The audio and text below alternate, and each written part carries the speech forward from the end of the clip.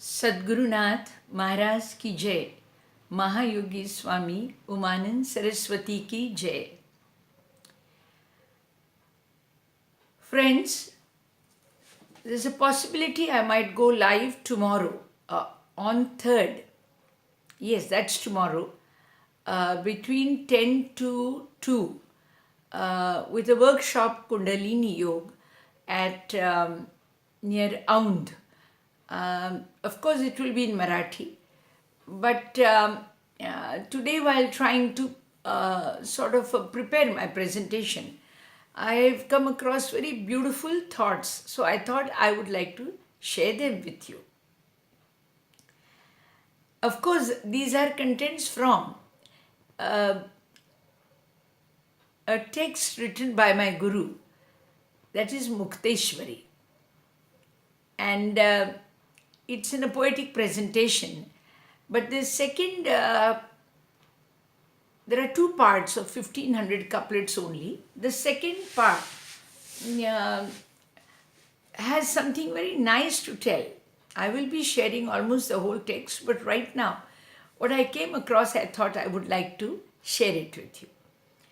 So, my Gurudev starts with a very beautiful thought in Mukteshwari.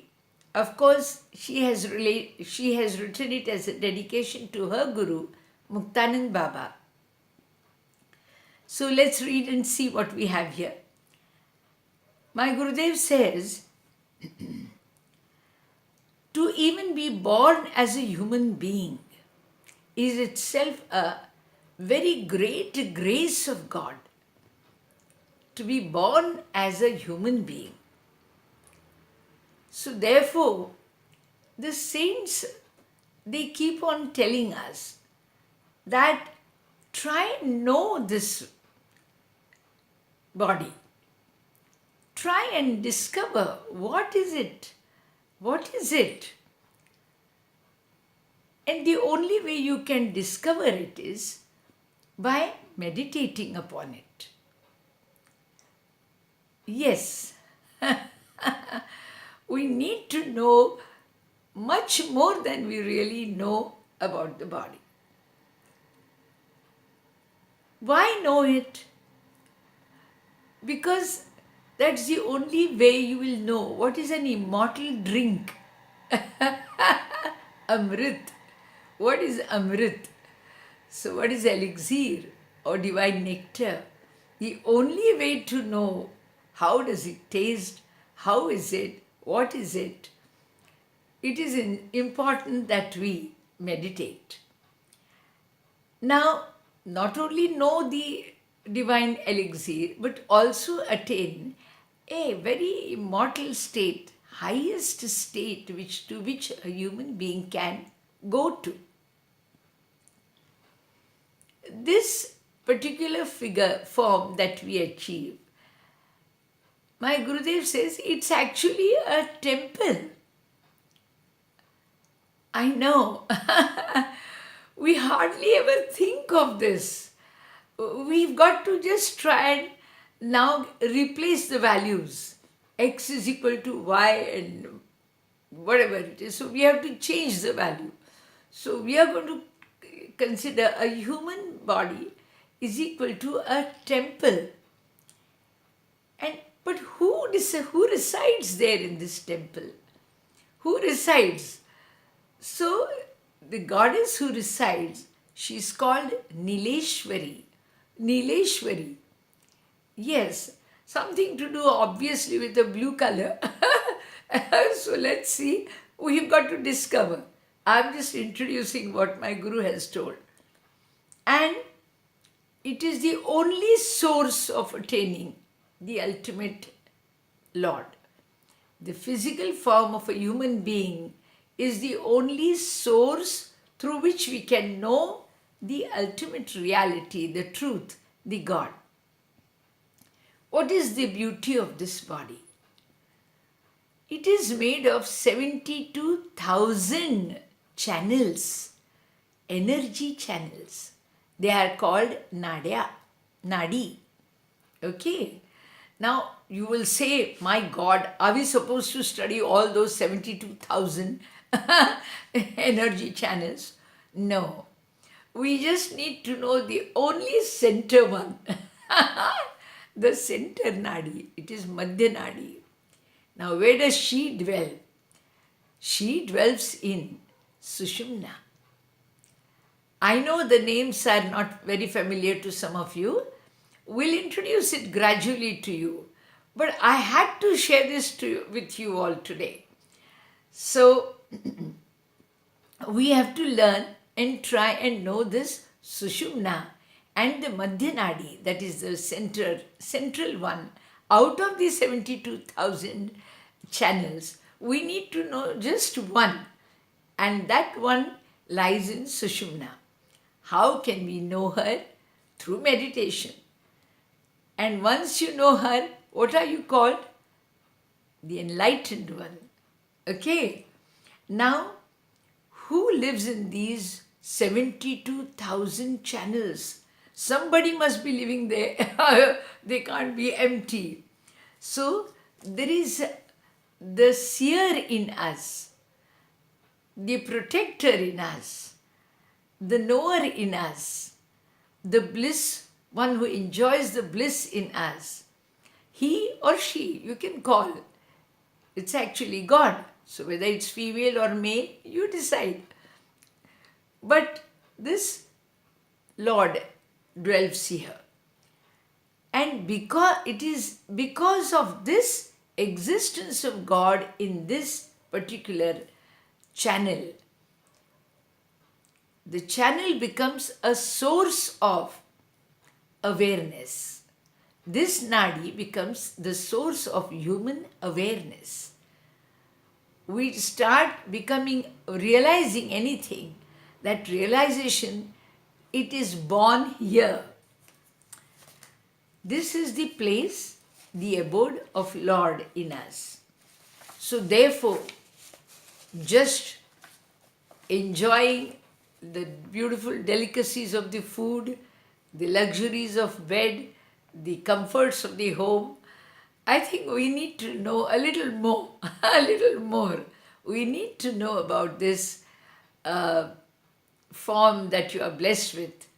Okay, now, just as my Guru says, just as a thread seems woven in a cloth, you take a cloth and it is nothing but a continuously closely woven thread.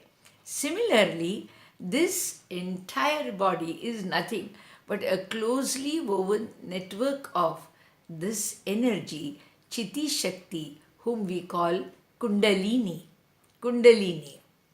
Now, because she dwells there, of course, we need to keep our body clean and pure. Clean and pure. Well, it is made, the body is made of the destructive principles, the 5 Panchamahabhut, the 5 elements. They end sometime. But who is within that? An immortal spirit is within that. And therefore, right from the childhood, even if it's the physical form which is perishable, but the wisening element is within. So probably you never know, if we start treating even a newborn child as a Lord or a God, the spirit may interact with us more than the physical form of the baby. Now, this body is nothing but a collection of these 72,000 energy channels. Now, this makes the body very, very valuable. Very valuable. Now, we need to study about these 72,000 channels. And we need to study about the Madhya Nadi. She's supposed to be the best, the best. It is supposed to be the place where the God dwells. So, what does Muktanand Baba suggest? He says, why don't you do one thing? You go and learn to stay there in that place. Now, my God, imagine, we would never have thought of staying in that Nadi, in that Madhya Nadi, in that Sushumna Nadi. Because he says the external world, though it seems to be very interesting and very huge and vast, the inner world is more vast, more interesting, and more glamorous. He says, who lives in this inner world?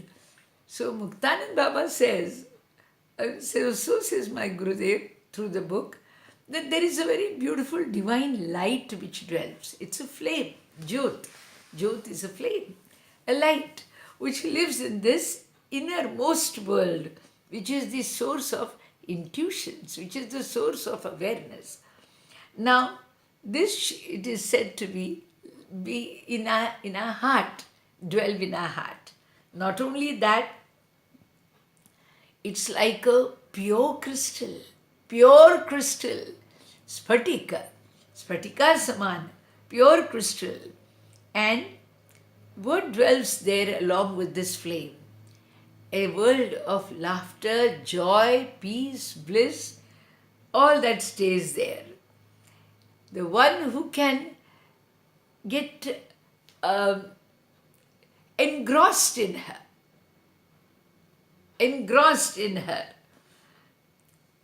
he will start listening to the divine inspirational words, Now, the words are obviously, they are formed by alphabets. We have ABC in English, we have A, I, E in Marathi and Hindi, Devanagari.